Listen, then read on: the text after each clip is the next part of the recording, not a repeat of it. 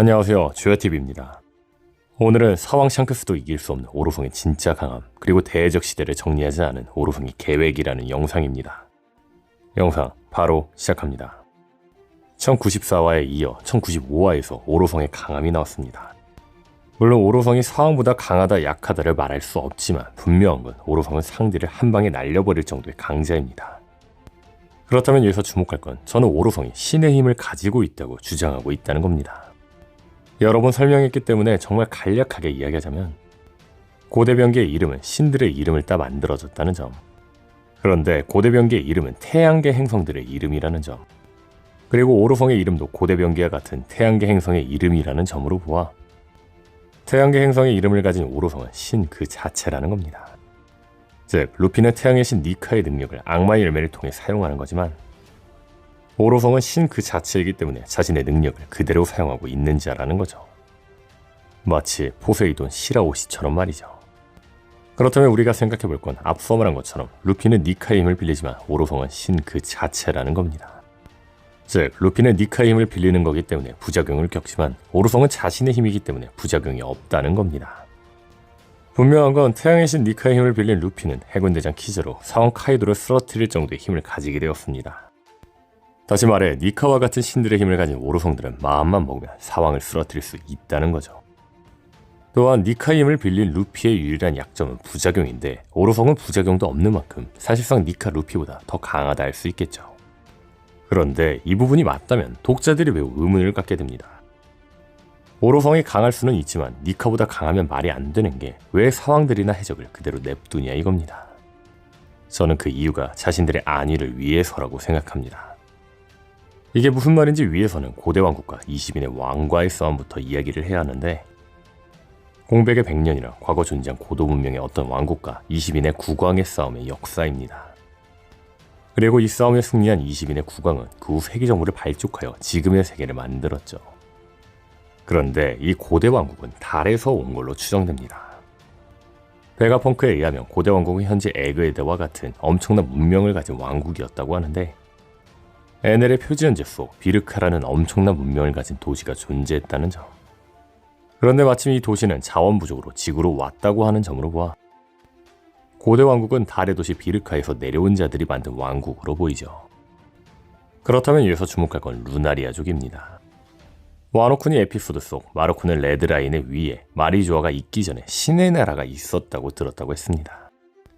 신의 나라라고 표현한 걸로 보아 그 신의 나라는 신이라고 불리는 일족 루나리아족의 거점이었던 걸로 보이죠. 더 나아가 마르코가 루나리아족은 레드라인 위에 있었다고 말한 걸로 보아 루나리아족은 천룡인 이전에 레드라인 위에 살던 자들일 겁니다. 그런데 루나리아족의 루나리아는 라틴어로 해석해보면 달과 같은 이라는 뜻을 가지고 있습니다. 아마 루나리아족은 달의 일족일 것이며 비르카에 살던 사람들일 겁니다. 즉 비르카에 살던 루나리아족은 자원 부족으로 지구에 있는 레드라인으로 내려와 고대 왕국을 만들었다는 거죠. 다시 말해 공백의 100년이란 달에서 내려온 루나리아족의 고대 왕국과 세계 정부의 싸움이라는 겁니다. 그렇다면 여기서 생각해볼 건 악마의 열매입니다. 베가펑크는 악마의 열매를 보며 말합니다. 악마의 열매란 누군가가 바란 인간의 진화의 가능성이다. 그런데 앞서 말한 것처럼 고대 왕국은 엄청난 과학력을 가지고 있었다고 했습니다. 그렇죠. 악마의 열매 역시 베가펑크가 만들 수 있는 과학인 만큼 악마의 열매는 고대 왕국의 작품일 확률이 크다는 겁니다. 그렇다면 여기서 매우 이상한 점이 하나 있습니다. 그건 바로 20인의 왕이 800년 전 에그에드 수준의 과학력을 가졌으며 원피스 종족들 중 최강인 루나리아족을 어떻게 이겼냐는 겁니다. 심지어 악마의 능력을 쓰는 루나리아족을 말이죠. 저는 이무와 오로성이 있었기 때문이라고 생각합니다. 1094화 심층 분석에서 말했던 것처럼 저는 이무와 오로성이 신이자 악마라고 생각하고 있습니다. 그 이유를 간략하게 이야기하자면 오로성이 소환될 당시 문양이 악마의 상징인 바포메트 문양과 같다는 점, 성경 속 용은 악마의 대명사 사탄의 상징인데 이무가 괴수로 변할 당시 이빨이 거대했으며 꼬리가 있는 걸로 보인다는 점, 천룡인의 상징이 하늘을 달리는 용의 발굽인데 원피스 세계관에서 상징 마크는 해당 집단의 대표를 상징한다는 점으로 보아 천룡인의 대표 이무는 용으로 추정됩니다. 즉 오로성과 이무는 해군대장과 사왕을 이긴 니카 못지않은 신의 힘을 가진 악마들이라는 겁니다. 그렇다면 여기서 주목할 건 원피스 세계관에서는 사탄을 소환할 수 있는 흑마법이 있다는 겁니다. 샤본디 제도에서 부르은 쿠마에 의해 무기력 섬에 보내졌습니다. 그리고 당시 무기력 섬에서는 사람들의 수장족을 응징하기 위해 흑마술로 악마 소환 의식을 거행하고 있었죠. 그런데 이 문양 역시 오로성이 소환된 문양과 비슷했다는 겁니다. 즉 20인의 왕들은 엄청난 과학력과 함께 악마의 능력을 쓰는 루나리아족을 도저히 이길 수 없다 생각해 흑마법으로 악마왕 사탄 이무와 그의 수하인 악마들 오로성을 소환한 게 아니냐는 거죠. 사보의 말처럼 맨 아래 지옥에 있던 이무와 오로성을 세계 정상에 올려놔 세상을 뒤집어 놨다는 겁니다. 그렇다면 여기서 생각해볼 건 오로성은 자신들의 모습을 드러내지 않으려고 한다는 겁니다. 이무와 오로성이 악마라는 점을 생각한다면 오로성과 이무는 자신들이 악마라는 걸 모르길 바라는 거 아닐까요? 분명한 건 지옥에서 오는 악마가 자신들을 지배한다고 하면 반발할 게 분명하니까 말이죠. 이 가설이 맞다면 오로성과 이무가 사왕보다 강한 힘을 가지고도 해적들을 정리하고 있지는 않은 이유가 설명이 될지 모릅니다. 오로성이 해적들을 정리하지 않는 첫 번째 이유는 말 그대로 자신의 모습을 드러내지 않으려 하기 때문입니다. 물론 이 부분에 대해서는 자신의 모습을 본 자들을 다 죽이면 되기 때문에 해결할 수 있습니다. 다만 사보처럼 놓치는 경우가 있기 때문에 굳이 자신들이 나서려고 하지 않겠죠. 두 번째 이유는 사왕의 존재로 인해 자신들의 존재가 묻힐 수 있다 생각해서입니다. 오로성은 3대 세력의 균형에 세계의 균열을 가져올 수 있다고 합니다. 즉 오로성은 3대 세력을 유지하고 싶어 한다는 거죠. 물론 오로성의 말처럼 세계 균형은 영원토록 유지할 수 없다고 하지만 이 균형은 오로성이 다시 만들 수 있다고 하는 것처럼 들리기도 합니다.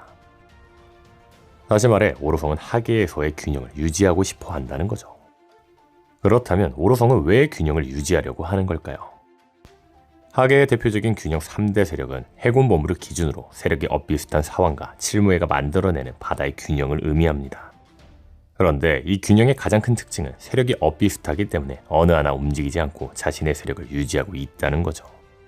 즉 사왕이나 해적들이 없고 해군들만 있다면 해군에서는 천룡인의 차별과 억압적인 행동들에 대해 문제를 삼기 시작할 겁니다. 그리고 이 문제를 제기하기 시작하면 오로성은 어쩔 수 없이 자신들의 정체를 드러내야 되는 상황이 오겠죠.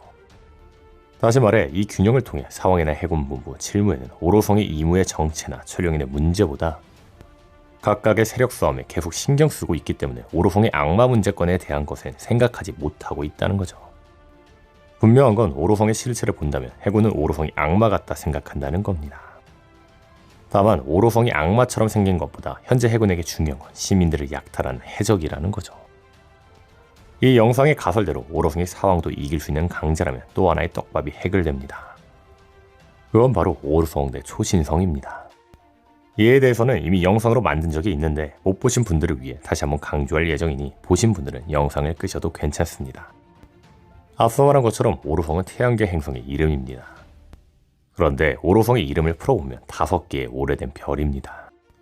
오로성의 이름을 오로성으로 지은 이유는 이들의 이름을 처음부터 행성의 이름으로 정하려고 했던 걸 겁니다. 즉 오로성의 이름 자체가 떡밥이었던 거죠. 오로성의 뜻이 5개의 별이라는 게 떡밥이라면 제가 주목하고 싶은 건 초신성입니다. 최악의 세대 중 티치를 제외한 11명의 억대의 루키를 부르는 말 초신성. 여러분은 초신성의 뜻이 무엇인지 아시나요? 바로 별의 폭발입니다. 앞서 말한 것처럼 오로성의 이름 자체가 떡밥이라면 초신성의 이름 자체도 떡밥이지 않을까요? 즉 초신성의 의미는 5개의 오래된 별 오로성을 폭발시키기 위해 다시 말해 초신성의 오로성을 쓰러뜨린다는 의미가 아닐까라는 겁니다. 와노쿠니에서 최악의 세대 대 사왕이 나온 것처럼 최종막에서는 초신성 대 오로성이 나올 거라는 거죠. 만약 제 가설대로 오로성과 초신성 대결이 나온다면 1대1 대결보다는 2대1 혹은 3대1이 될 확률도 있겠죠. 다만 루피가 이무를 1대1로 상대한다는 전제하에 초신성 중 한 명도 루피처럼 1대1 대결을 펼칠 거라고 생각합니다. 그 자는 바로 조로입니다. 오로성 나스주로에게는 특징이 하나 있는데 그건 바로 나스주로가 들고 있는 검이 2대 기철과 조로의 3대 기철과 비슷하다는 겁니다. 즉 나스주로의 검은 초대 기철일 확률이 매우 높습니다. 그런데 초대 기철은 로저의 검 에이스, 미호크의 검 요로와 같은 최상 명검이라고 소개되었습니다. 분명한 건 오로성 나스주로가 최상 명검 초대 기철을 들고 있으며 사왕급의 강자라는 건 조로의 대결 플래그입니다. 또한 현재 조로의 꿈은 세계 제일의 거모입니다. 다만 조로가 세계 제일의 거모가 되기 위해서는 세계 제일의 거모이자 스승인 미호크를 쓰러뜨려야 합니다. 하지만 이제는 조로가 미호크를 쓰러뜨리기에는 애매하죠. 그렇다면 사왕 이상의 힘을 가진 나스주루를 조로가 쓰러뜨린다면 미호크를 이기지 않아도 세계 제일의 거모라는 칭호를 가질 수 있지 않을까요? 과연 사왕 이상의 힘을 가진 오로성과 이무를 초신성이 어떻게 이길지 기대되네요. 오늘 영상은 여기까지입니다. 시청해주셔서 감사합니다.